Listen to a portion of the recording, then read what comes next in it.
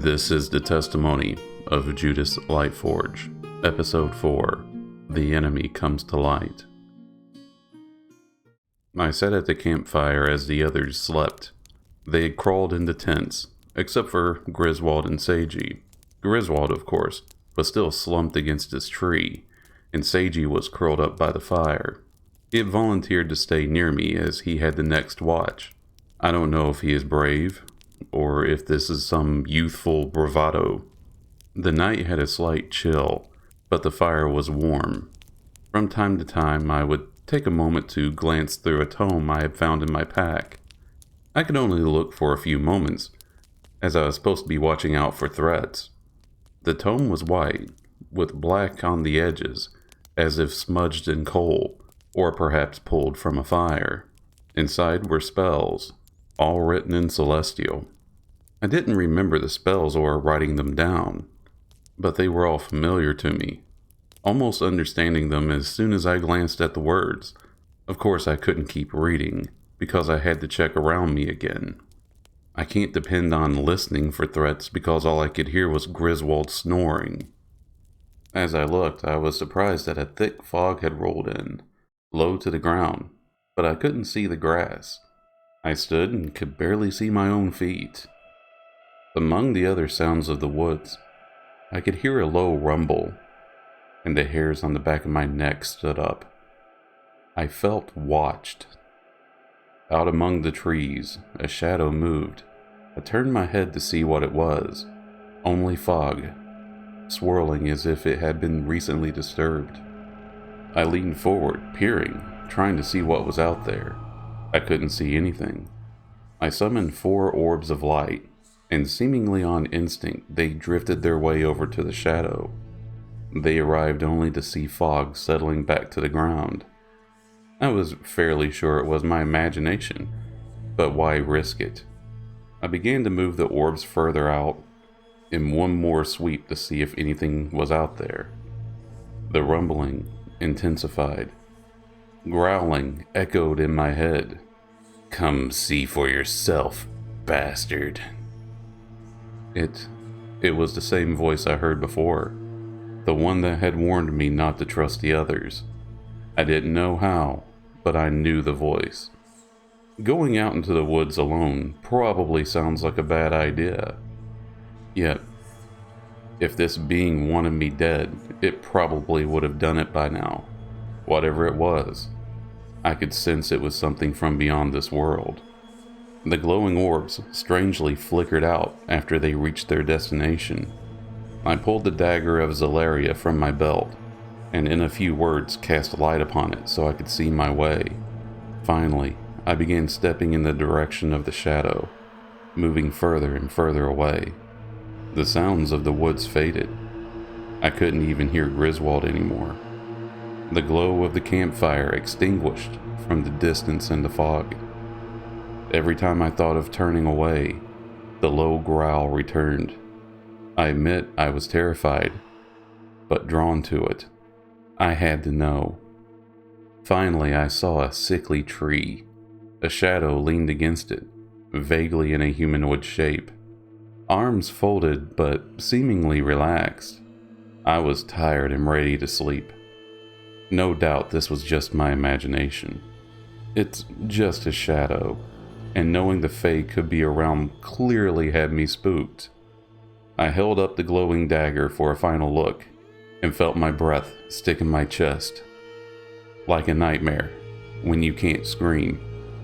Light reflected back at me, where the shadow's eyes would be. Just simple, subtle, small slits of red. Whatever it was right in front of me. The growling faded, and the rumbling stopped. The forest was still and silent. "Come a little closer."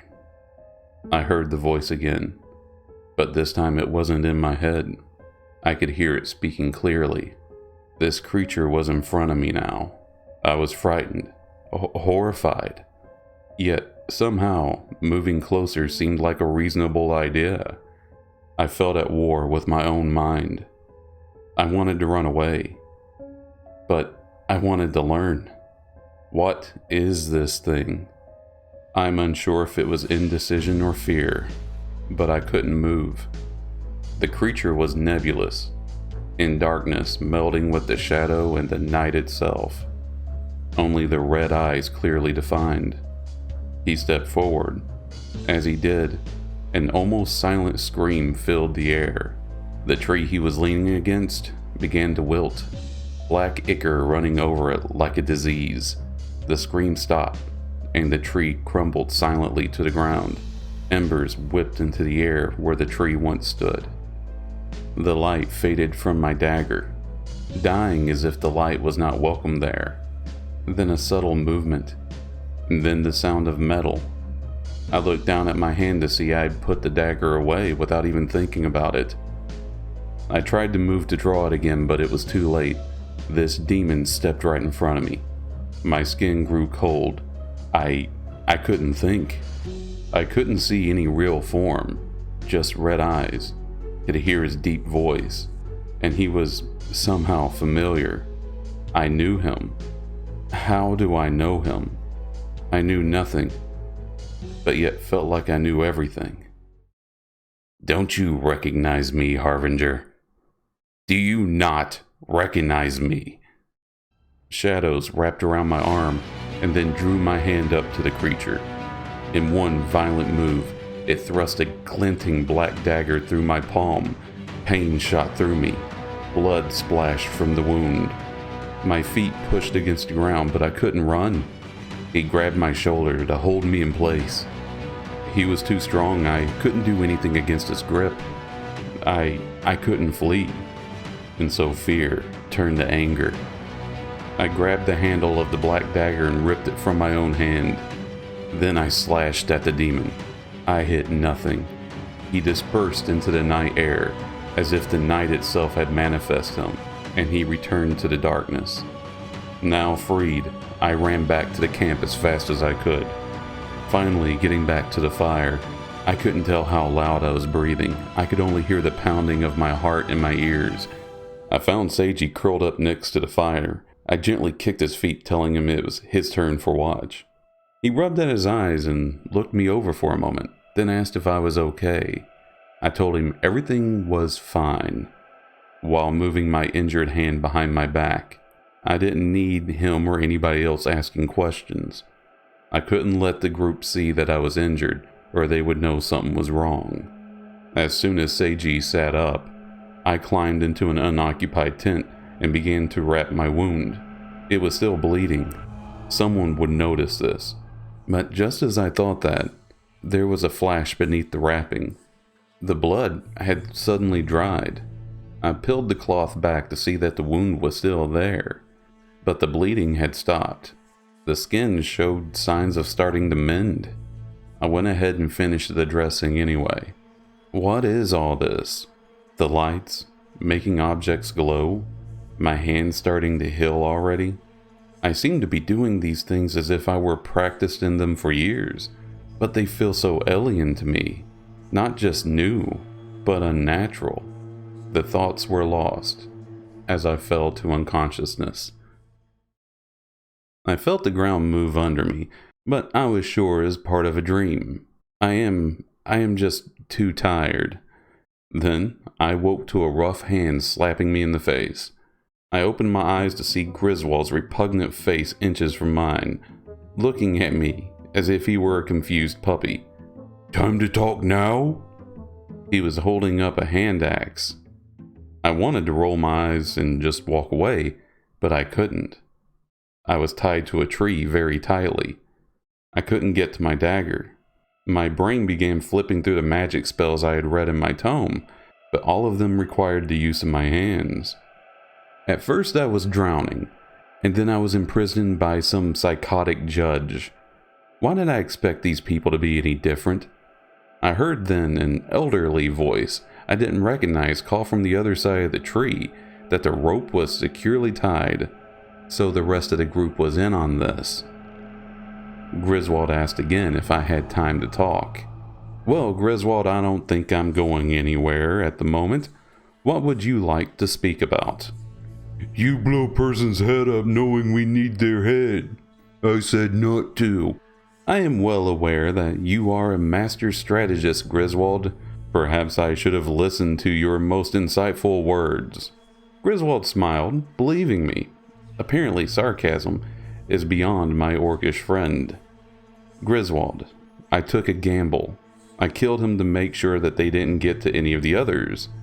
He said that no, there were no others. To which I responded, do you honestly think the Obsidian Eye cult only has 2 members? He began to roar about needing to take the cultist alive. He needed his memory back, and that I needed to listen. As he continued, I felt something slide down my arm. Then slowly, it took its place in my hand. I waited for Griswold to go into another roar before chancing a look. It was that black blade. The one I took from the demon. The one he had stabbed me with. I still had it. I used it to begin working at the rope slowly. I couldn't risk it being seen. And each strand severed was another moment closer to making Griswold shut up. Unfortunately, I lost patience with this constant prattle. Do whatever the fuck it is you're going to do, because I can't undo what I did. He replied that he didn't want to hurt me. He just wanted my attention. His memory is on the line. Then he stopped. He turned his head to look to the side, his eyes fixed on something in the distance. I couldn't turn my head far enough to see, but something was there. A few heartbeats passed, and the orc silently whispered the name, Annalie. He told someone named Sam to untie me, and he wandered off toward whatever he saw. As I felt the ropes loosen, I slid the dagger back up into my sleeve. I need to get away from this group, but if I retreat too fast, they will recapture me. I stood as soon as I was able, and an older gentleman walked around the tree and looked at me. My first instinct was to put the dagger through its neck, but we were in clear view of the others. I will have to make my exit subtly. However, I will find a way to extract a little revenge as I'm at it. If they think tying people to trees is fun, wait till they get a load of what I can do. The heavy footfalls of Griswold approached from behind me, so I turned to face him, letting the dagger again slide into my hand. Then, to my shock, he apologized. He was very angry because he gave up a special memory, so the rest of us could keep ours. It seemed it was very important for him to get that memory back. The only thing he could remember about it was that it's the reason he became a warrior in the first place. I leaned in close, readying my blade to strike. I whispered to him the satisfying words, "I don't care." Then, just before I could strike, Nesta spoke up beside us, halting my plans. She asked to speak to Griswold. I spat on the ground in front of her and walked away. I had no illusions that this buffoon managed to tie me up with her or the others not noticing. They participated, or were at least complicit. Speaking of which, I was probably closely being watched. I walked a small distance away, behind a tree, and looked at the black blade in my hand. Turns out that voice, he told me not to trust them, and he was right. Time passed, and the others began picking up the camp. I pulled out my spell book to look it over, and mostly to hide the fact that I was watching them. I did take note, however, that the spellbook had changed a bit. It was still white, but the outer edges were even more blackened, the burn marks swirling towards the center. I heard the old man Sam begin to speak, and so I listened in. It seems he had followed us from the tavern, as he was also keeping tabs on the cult. He's a cleric of some kind. He seemed to be concerned that we were a group in the forest killing people. Yeah, I don't quite understand either. Noctis was still obsessing over the frozen body, that somehow it did not thaw out during the night. Seiji and Nesta were discussing direwolf tracks discovered around the camp. I could probably slip away, but I still need to bring 5 cultists back to the hag for their memories. Besides, I'm sure if need be, I can hand over some of these people. The hag most likely won't care whose minds they're from.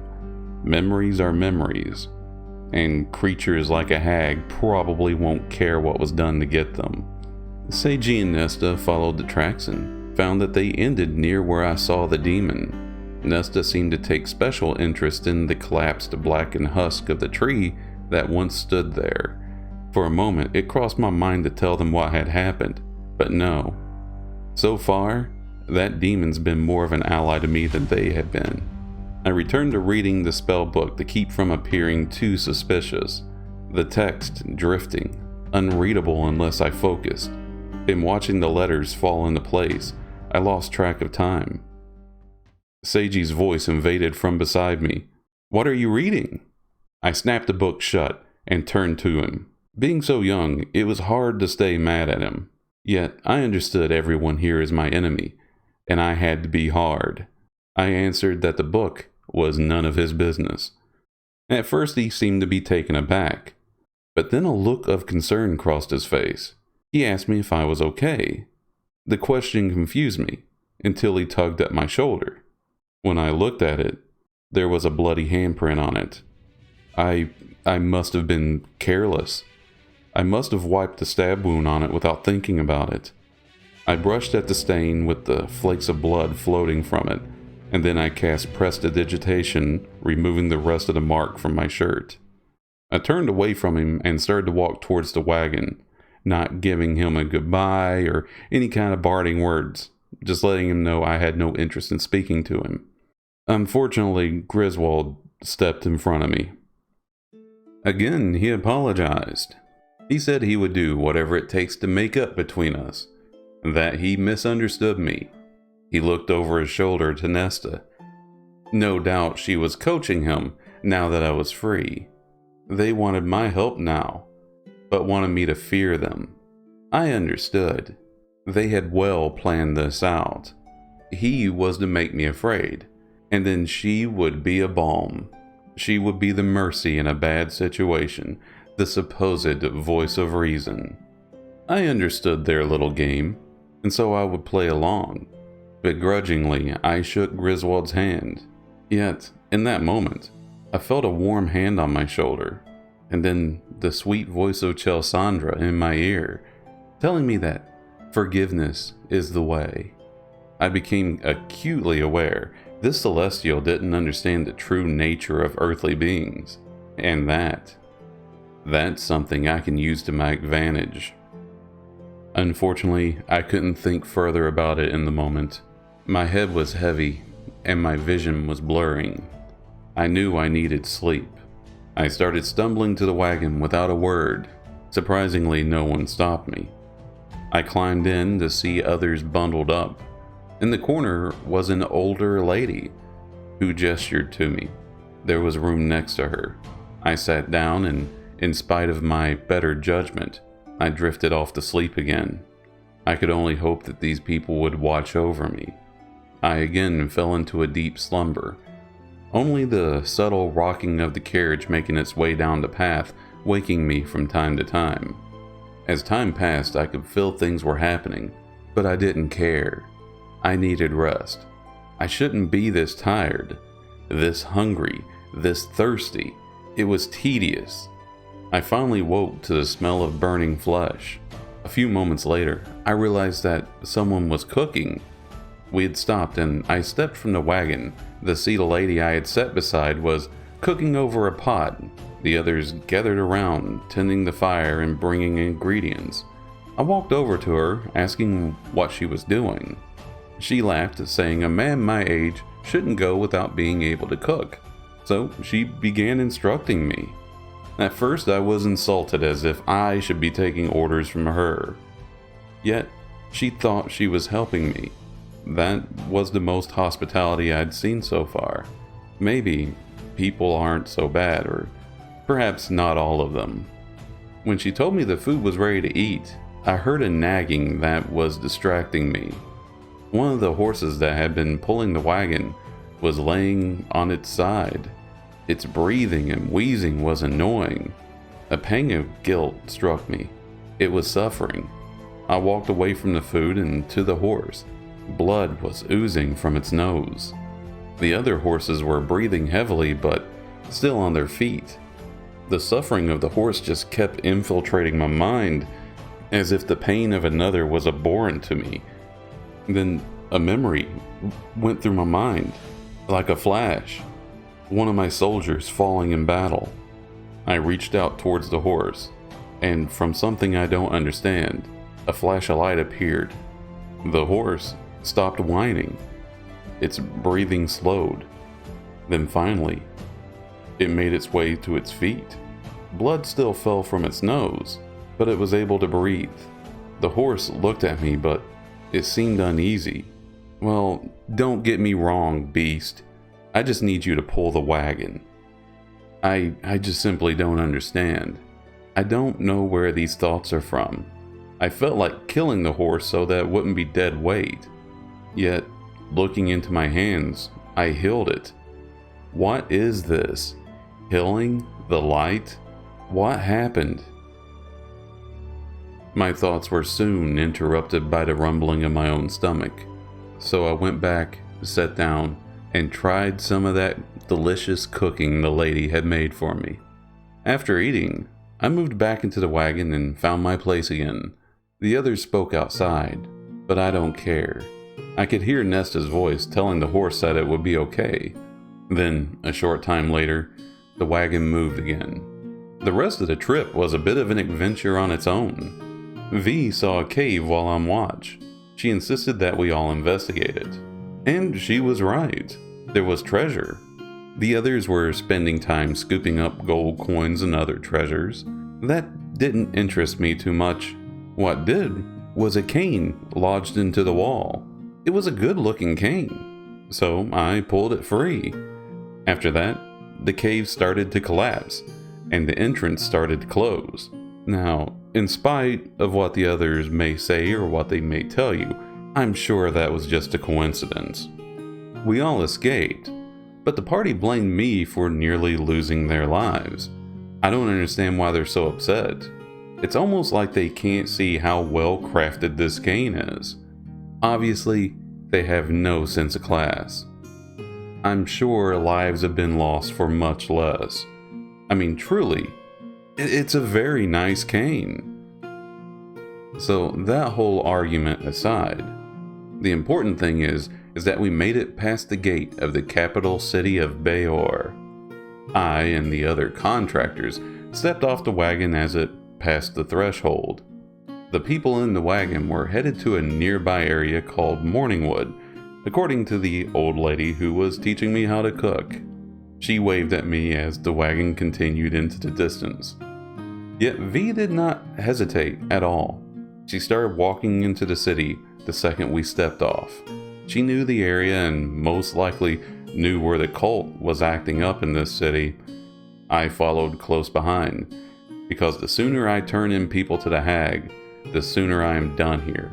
I don't want to serve this hag or this rabble for any longer than I have to. That is the end of episode 4. I truly hope you enjoyed it, and if you did, please feel free to click like or hit the subscribe button so you know when another story comes out. As always, thank you so much for listening.